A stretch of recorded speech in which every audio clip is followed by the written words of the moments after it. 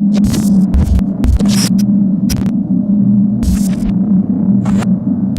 to a new season of Coaches Weekly. I'm CJ Sellner here with head softball coach Sarah and Mally Fisher. Coach, it's time already. We got to think about it. 24 hours till we get on the plane and get to enjoy some weather. I'm sure your girls are pretty anxious to get out on the field finally.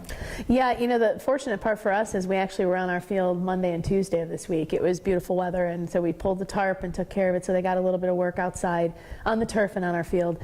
And then going back inside last night was hard, but they've worked really hard. This group has worked really hard, so I'm kind of excited to see what happens on Sunday. You finally got a group that has, I think, a good amount of senior and upperclassmen leadership that I think will do really good things, and I think that can probably help you guys along in this preseason process. It has. We've had some injuries and some setbacks that have had the next person up, you know, that next woman up type thing, if you want to call it that way. So we've had some shuffling of the lineup. We've got a lot of people in some different positions this year, and having that group of, you know, there's 4 seniors who have been with me for 4 years now, and it's been fantastic to be able to watch them grow and take over that leadership role. How is your feeling kind of going into the first week first week of the season, 10 games after the whole preseason? Where do you think your team's at?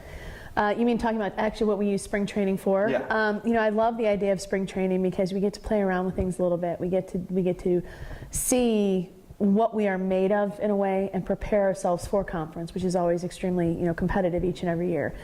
So I love the spring training trip because it allows us to have some flexibility to move people around a little bit and then try to find the lineup that works the best, whether it's offensively and then our best defensive lineup as well. So by the time conference rolls around, we're hoping that we have the best group that can consistently be there, and then anyone that's coming off the bench to help us out, what's their role going to be? How are we going to be able to use them too? When we start looking positions by positional groups, starting in the outfield, having Allison Kruk back to kind of patrol center field is a great start to have her in her senior year, along with bringing Liz Foxley back and a couple others that can kind of fill in that outfield that can help you guys continue to improve the season. Yeah, Allison has been the staple for us in the outfield. There may be a positional switch for her out there, and she's been okay with that, but as far as center field goes, it has been the strong suit for us the last few years.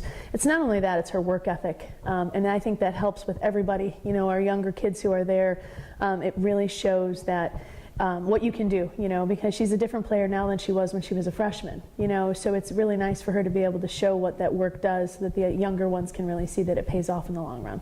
When you move into the infield, Kristen Landon moving over short this season, but it's all really kind of highlighted. Steph Deanna at second base, your senior at second. She's been that staple there for a long time. So you have that leadership there to help kind of keep everything moving along smoothly on the infield. Well, and I think that's the key with Steph. Her presence this year has been what has really helped the infield move, because we have a lot of new faces in a lot of different places, and so she has really she's stepped up. She's in a really good spot as far as what she wants to do and how she wants to get there, and she's enjoying the game, and that leadership, you can't put a price tag on that. So behind the plate, you bring back Taylor Kolosowicz, Sydney Getz. Those two kind of have been there. We keep talking about it. You look across your whole team that you have a lot of people that have been there, done that. So that's had to have been nice. But having that kind of experience behind the plate is really big. Yeah, Taylor has done a really good job with that too. Sid's stepping in. We have a transfer in Shania Phillips, who's kind of a multi-talented player. We've had her in the infield, the outfield, behind the plate. Nia DeGeorge is coming in as well. So we've got a lot of depth behind the plate that we can use, but you know, having Taylor back there and having caught the majority of our games last year, she's coming back with a lot of experience, which is a little different. You know, Sid had some experience her freshman year.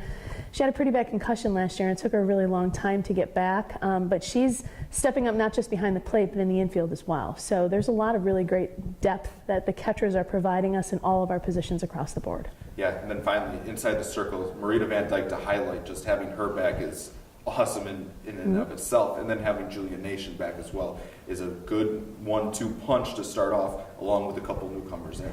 Yeah, I can't speak enough about the work ethic of Marita and Julianne. Julianne's leadership, she's unselfish. You know, she'll sacrifice whatever, she'll give us whatever we can ask her, and it always shows forth in the field, especially when she's on the mound. You know, she's kind of like, it just goes with the flow, and she'll do whatever you ask her to do. And then Marita's worked really hard. I think she's stepped up, not only that, but the leadership role as well. As a junior, there's a lot of maturity that goes with that, so I'm looking for good things for her. And then we have Kate Roberts and Carly Knight, who are freshmen. They're going to see time in the circle somewhere along the line, and they've worked very hard up to this point. So we'll see. It'll be a lot of fun to see where we go.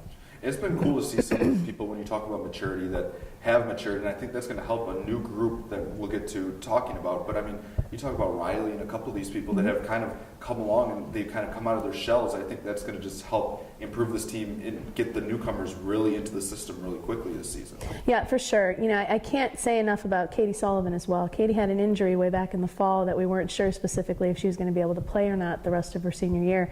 So she's worked really hard, and she's providing a little bit of that too. So my 4 seniors are really the stable for that. And having other players that have had experience, like Riley's coming back, and she's gotten stronger with her arm. She's kind of transitioned to the outfield for us, and so she's got a really great arm. It's just getting her used to having those reps there. And there's also kids like Liz Foxley, who again played a big role for us in the outfield in smaller amounts as the season went on last year. But as you said earlier, that depth with her and Allison really helps out. Well, we look forward to seeing you guys out on the field. Cougars take to the field in just a little while. Not too long till we get on a plane. You can find all the live feeds for live stats and live audio at cucougars.com.